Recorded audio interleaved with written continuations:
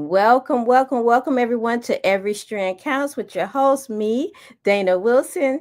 Today's topic is living beyond loss, embracing healing and purpose with our guest, Lynn Lewis. Lynn is a certified grief educator, speaker, and author. So listen, we'll get started here shortly. Please take the time to share with many so they can partake in this conversation with us today. And stay tuned. We'll be right back. In audio.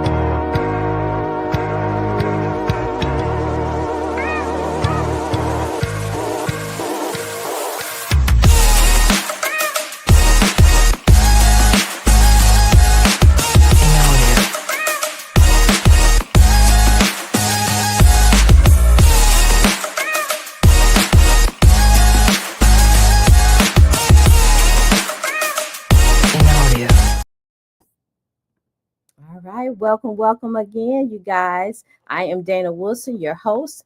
And the premise of our show is that we really do believe that every strand counts. Every root, every lesson, every experience, and every legacy makes a difference in our lives. So we feature conversations with various leaders, authors, speakers, entrepreneurs, people who long to touch, move, and inspire others through their work. And today is no exception. Our topic is living beyond loss, embracing healing and purpose. And our guest is Lynn Lewis. She is a certified grief educator. She is the visionary chief empathy officer, which I think that's pretty cool. I'm gonna have to ask Lynn about that. Officer for Destined to Thrive Grief Coaching. She is a speaker and an author. So let me bring Lynn to the room. Hey, Lynn. Hi, Dana. Listen, that's a cute name. I mean, I understand it's totally fitting for what you do, but I like Chief Empathy Officer. How did you come up with that?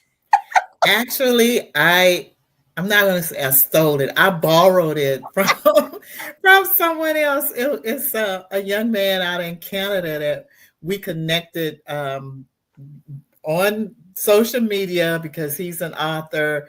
He saw my book and we love tea. And so when we had a conversation, we talked about he's the chief empathy officer for his nonprofit. Okay. And I said, oh, I might have to borrow that. Yes, And he said, I borrowed it, so it's okay. But it fit perfectly for what I do because in order to do grief work, one should be empathetic toward people. So I just thought that it fit perfect, and it sounds good, and it sparks conversation as well. yes, absolutely. That's so cute. Lynn, tell me, what is a grief officer? What is that? What is that?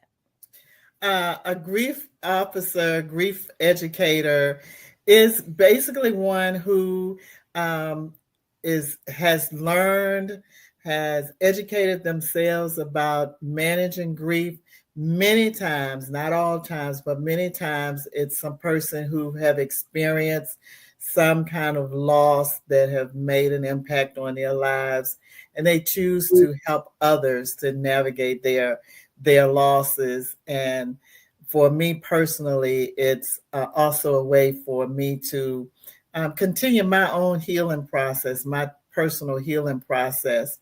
But it's one that has done some work and is interested, has an empathetic heart, and is interested in helping people to move to their next after experiencing loss and grief and trauma. Mm-hmm, mm-hmm. That's interesting because so there's a strategic way to heal. Is that what you're saying to me, Lynn? There is. I'm not sure. I'm not sure to say yes specifically, but I believe so. I believe so. And so when you say strategic, because everybody's grief journey is different, it is as different as our DNA. So as a grief coach, as a grief educator, I get to strategically help each individually move move with their process. Um, so I guess yes, you could say there's a strategic way, but Yeah, it's not like a one size fit all. It's right, not, everybody don't fit in that same little box. So right. that's a big part of the empathy is recognizing that everybody's not going to do what I do it like I do it, nor do they want to. So that, Mm. yes. That's really interesting to me because my first thought is with grief, everybody, experiences so Hmm. differently. Um, so tell me what this looks like if I came to you and I needed some support around my grief, like how do I even get started with that? Like, what do we do first? Okay, well, we do. Well, let me just say this to for your listening audience to we generally people use grief and grieving interchangeably. Okay. Really, grief is how we respond or how we react to a loss. And that loss is not only related to death, it can be loss of relationship, loss of identity, loss of health, loss of friendships, careers. So it's how we react or respond to, and it's usually the emotional part, to a loss. And what we go forth doing is the grieving. It's the grieving process. Okay. If someone comes to me, or when someone comes to me, I'm going to initially ask them several questions because, and I ask these questions because there is a difference between a grief therapist or a counselor and a grief coach. Okay. I want them and I need to find out for myself as well as for them if they are ready for a grief coach. And the grief coach is the person that's going to deal with them in the present and help them to move forward. So we are present to future focus. Where Okay. a counselor or therapist is going to more than likely deal with them, about what happened and why it happened and what in the past is affecting how they are dealing with what has happened. And so the first thing I do is say, okay, have you acknowledged that your loss happened? And I've had people say, "What do you mean by acknowledge?" Yeah. Well, Yeah. That was gonna be my question. right, we can know that something has happened, Yeah. but I'm not acknowledging that. I'm not acknowledging that. Um, but it has happened. So if someone has not yet acknowledged that their loss happened, then I'm not the person to help them. Okay. If they've acknowledged it, then I say, well, have you accepted it? Well, what's the difference between acknowledging and accepting? I acknowledge XYZ, but I'm not accepting that. I'm just not accepting that. And so until they acknowledge and accept, then I'm not the person to help them, Oh. move forward. If they say yes to both of those things, Mm-hmm. then action is the next step. And so we began to put in place, specific to them, an action plan. And we talk about, where they are now, what they want their lives to look like as they move forward. And but the very first thing is to give yourself permission to grieve because it's a lot of, and it's not just around death, but a lot of it stems from death.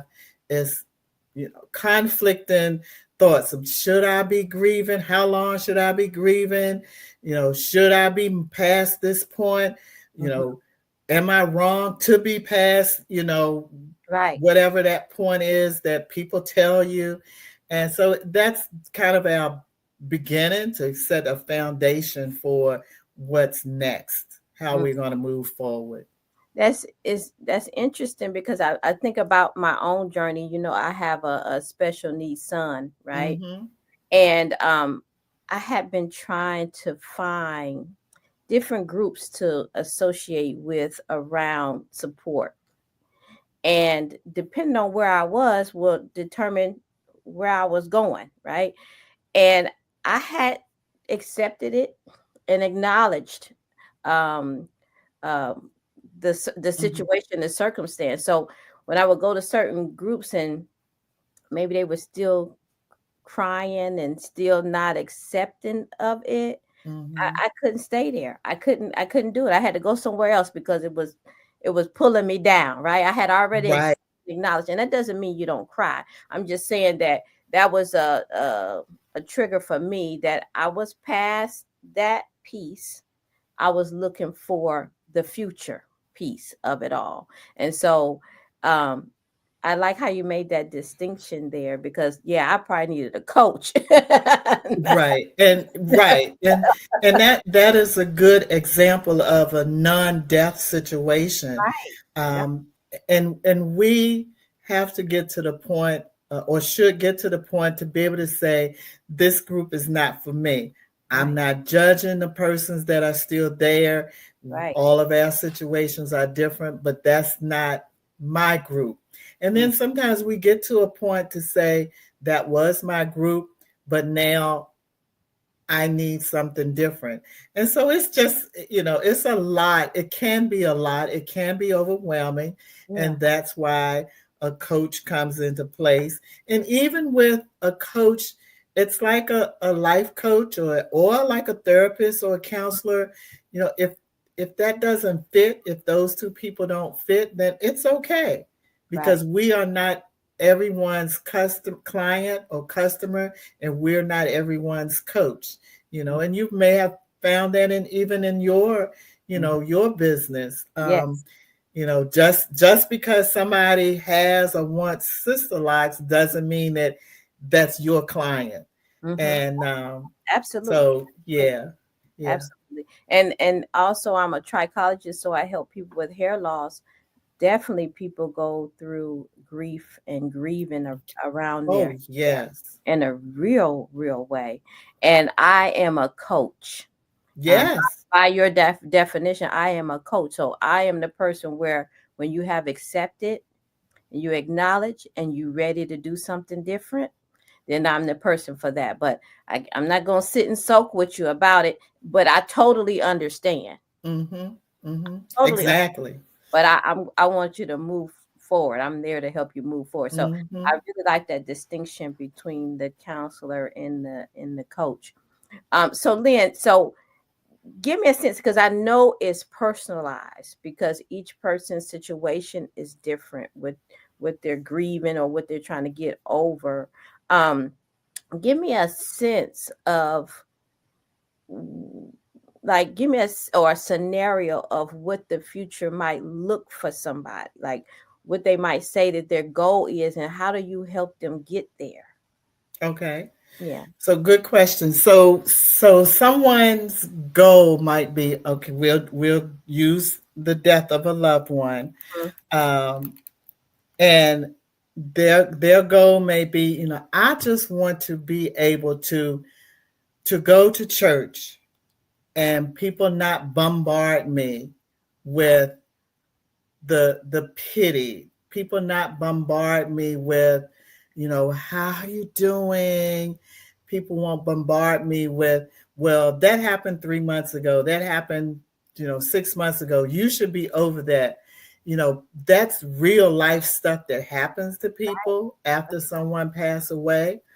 And so if my client is saying, I want to be able to go back to church, but I don't want to have to deal with this. So then we work with them to know what to say, how to manage it, um, and we do work with it's called the Bill of Rights, Grievers Bill of Rights. You might get to that church door and say, nope, not today. It's okay. If someone asks you questions that you don't want to answer, it's okay to say, I don't want to talk about that today. It's okay for, because people will say, well, they're in a better place. And I'm not just picking Mhm. on church people, but I am one. I've Yeah. said some of these things probably in the past, before 5.5 years ago. But when you know better, you do better. You should do better. Um, but it's okay if someone says something like, well, he's in a better place, or she's in a better place, or God knows best. And it's okay for you to say that may be true, but that's not helping my hurting heart. Oh, wow. Okay. You know, that's not helping my hurting heart. And because I think sometimes grievers, they don't want to hurt other people's feelings, so they keep them feelings to their themselves, or their thoughts to themselves. But it's okay for you to say that, to speak up for yourself. And I also tell people, if if you want to do something, go someplace, but you don't want to go by yourself, or you think people will just overwhelm you, get you a buddy, one that will speak up for you, Okay. one that will, you know, go with you and be your spokesperson. And people local to me, I said, let me, call me, I'll go with you. I because I don't mind telling people not today, or whatever the case may be. So that is a one of the scenarios that is a real thing for many people. Oh. I have a lady now I just spoke to recently, and coming up on the 1 year of her husband passing away. And she said, it's just so hard for me to go to church, though she wants to. Mm-hmm. And so, we just kind of talked through that. And I'm so proud of her, because she's used some of the things that we've talked about, and some things that she had learned. And I said, you're doing well. You're doing well. Just take your time. Right. Now, I know this is I'm going to say, like, it might be a stupid question, right? But No question is stupid. no question is stupid.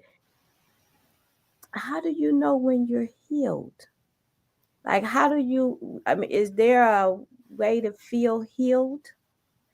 It's a process. It's an ongoing process. And the main thing that I say to people about the healing process is that um, you don't be surprised if the emotions come back up, if some emotions come back up, if something activates you, 10 years from now, if something activates you and you feel like you're back on year one. It's okay. It's all a healing process.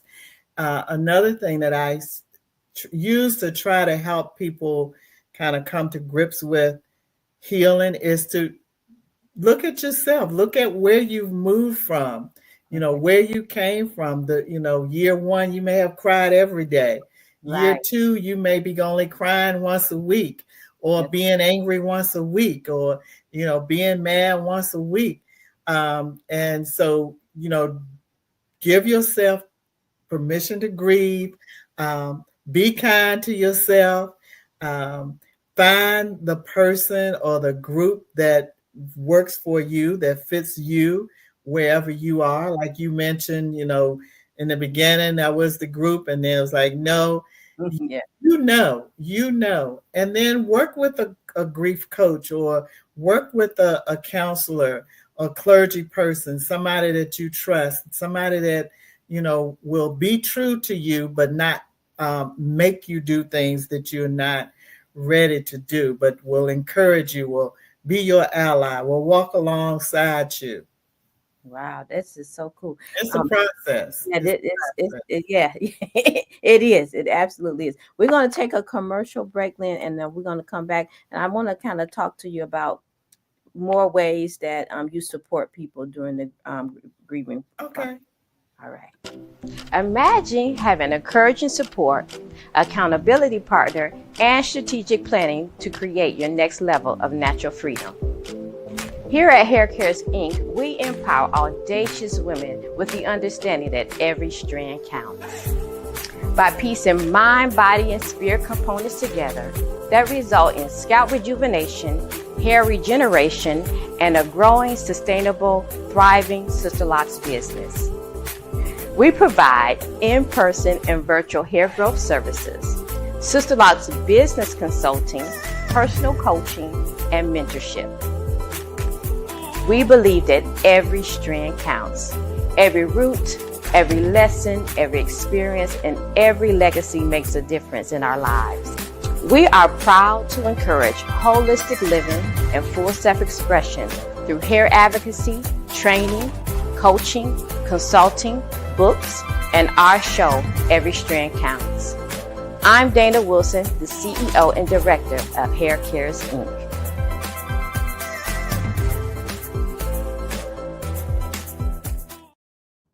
All right. So, Lynn, I know you are an author.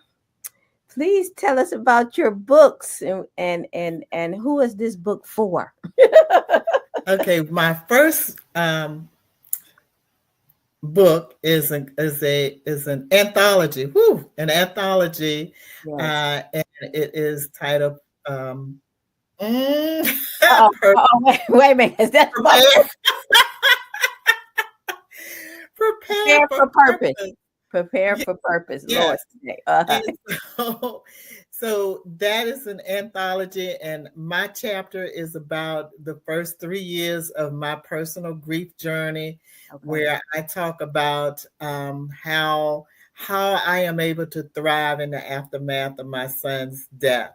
And so it is for anyone who is ready to move to the next level. And each one of the ladies that wrote chapters, I think mine is the only one about grief, but all of the stories are about an experience of loss or trauma that they endured, but they've made the choice to move to the next level, to move forward. So it's for anyone who is have been in a place of now what? This has happened, now what? And so it's for that person that wants to read about other people's experiences and know that they can move to the next level despite the loss. Perfect. And then you have another book as Second well? book, Yeah. the second one is my solo project, and Okay. it's a journal/memory book that I published in last year, 2024. Okay. It is a journal memory book, and it's geared toward persons who are survivors of suicide loss. Okay. So I say it's a journal and memory book kind of meshed together because there are prompts for you to answer questions related to suicide. There are quotes. There's space for you to write your own stories, your own letters. There are references. Um, and also a space for you to put like pictures and stuff like that, because and I did that because since my son's passing, I've found just in cleaning out drawers or going through stuff like little things that I want to keep, and I figured, oh, I want to keep these in one place. Okay. The Mother's Day cards that we Yeah. stockpile all of the years, and Yeah. little notes. So that's why I wrote that journal, produced that journal with the help of Mrs. Tony Winston. Okay. And that's on Amazon for the Amazon shoppers, and it's called My Suicide Grief Journal and Mhm. Memory Book, and it's Okay. under my name, Lynn Lewis. This is such a unique niche here. Um, because I've never really heard of a grief coach before. Like, so how would one find someone like you? Like, if so, I have a cousin, her son passed away not too long ago. If I didn't know you personally, like, how would one get in touch with a grief coach? I didn't know anything about grief coaches until Again, after my son passed away, I had my support group. Mm-hmm. I had my personal therapist, my individual therapist, and I just started thinking, I want more. I need to find out this burden that I've been given is too heavy for me to just keep. If there must be a purpose behind this, and I went to our friend Mr. Google, and I just started looking around at ways to toward healing, and I came upon grief coaching. Like, what Wow. is coaching?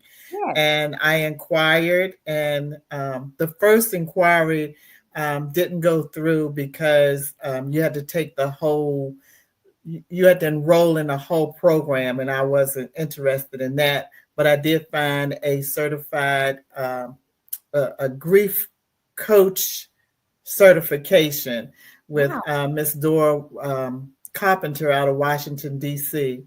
And so it just spoke to me, and I inquired of her, had my interview with her, and did the work, and got the certification.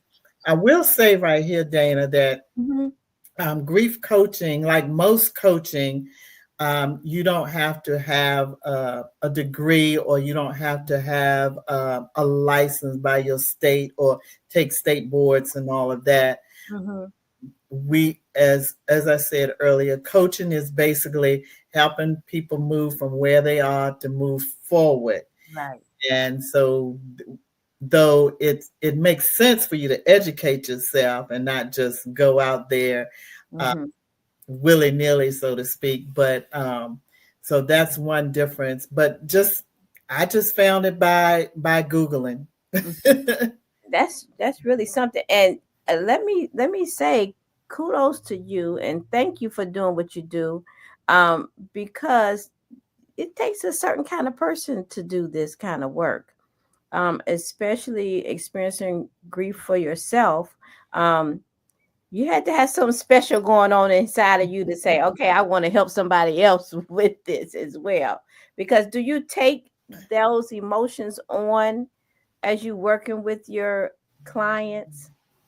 Sometimes I do, because again, empathy is a big part of what I do. Yeah. But I have, since I've been doing this for now 3 or 4 years, I know when to step back. I know that I have to pull myself back. Otherwise, I will take on too much of someone else's grief journey, and so I have to step myself back. I have people that if I need to talk, I can talk about it. But really, mainly, it's just recognizing, okay, for instance, I do a lot of podcast interviews. Okay. And at one time, I was just boom, boom, boom. It's like, okay, I felt myself being drugged down. And so I Okay. said, nope, I can only do 3 or 4 a month. I can't do these, back to back, 2 or 3 a week. It's too Okay. much, because, just talking about it over and over. Right. And yeah, just knowing to pull back. And, I have a couple of other grief coach associates that I can talk to when I'm feeling a little bit overwhelmed. So, Okay. So a little birdie told me you might have an event coming up. Is that true? yes, I have an event coming up. So, just a little bit of backstory. My Yeah. son, Daniel Brooks Lewis, passed away in August of 2019 by suicide. Mhm. His birthday is March 16th. And this March 16th, he would be 37. Okay. Yeah. So is that right? 37. What is this year? When was he born? You said 89. 89. Oh Lord. Yeah, he would be 30. Oh my Oh, goodness, I wait, can't wait believe a minute, this. I can't 36, believe this. 36, 89, 30. Uh-huh. That's 6, 36, Okay. So 30. 30, yeah, yeah, yes, he'll be 36. Whew, I gave him an extra year. He would be 36. He would say, Mom, I'm your only child. You don't know how old I am. He would be 36 on March 16th this year. And Okay. every year I do something around his birthday in his memory. This is the first year that I've done something this big, but Okay. it is a brunch Oh, and it's going to be held on Saturday, March 15th. Um, excuse me, at the Social Flair event studio at excuse me in Midlothian, Virginia, okay. and it's from 11 to 1. Tickets are still available on Eventbrite. Just look Okay. up, just say their name is the name Oh, of the brunch. just say Just say their name. that. Okay. And I came up with that because sometimes, and it's I found particularly with for us survivors of suicide loss, is people really don't know what to say, and I understand that, and so they think that if they call our person's name, then that may upset us or get us feeling sad. But and that may be true for some people, and Mm, it is true for some people because I've had some people say, I don't want to talk about it. It upsets me to hear that. But for me and for some of us, just say their name, just talk about them. It helps with my healing process because it lets me know that somebody remembered, that somebody else has a story to tell about Daniel, that somebody, remembers him. uh, and so just say their name is a way for us to remember and to honor our loved ones. I And love so that that. is on Saturday, March 15th, 11 to 1:30 at Social Flair Event Studio, 10934 Hall Street Road in Midlothian, Virginia. And we'd love to have you come. I'll be speaking, and I have a guest speaker. The unique thing about my guest speaker, Tara Colton, is she is a two-time suicide survivor. And Okay. so she tells her story from that part, that side. And she was just dropped in my spirit to ask because the question that many of us have is why?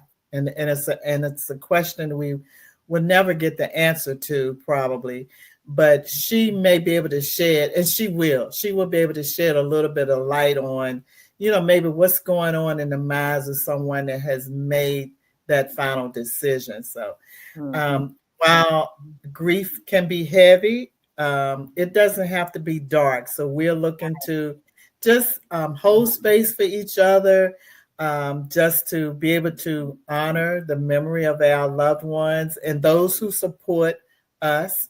And of course, have some good food. And then there's a couple of surprises too. So Ooh, this is thank you for asking me about yes, that. this is such good stuff. Now, I also have your website. Is it information on your website as well?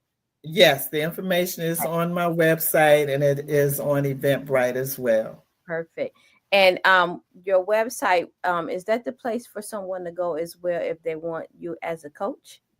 Yes, that is one of the places. I am on Instagram as Grief Coach Lynn, Okay, and I am on Facebook as well good. and LinkedIn.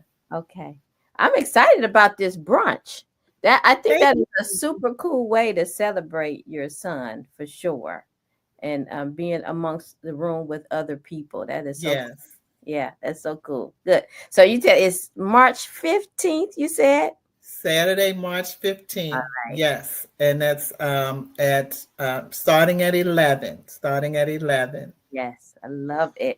Lynn, before we go, can you think of anything that any kind of advice that you could share with somebody that's struggling with the loss right now?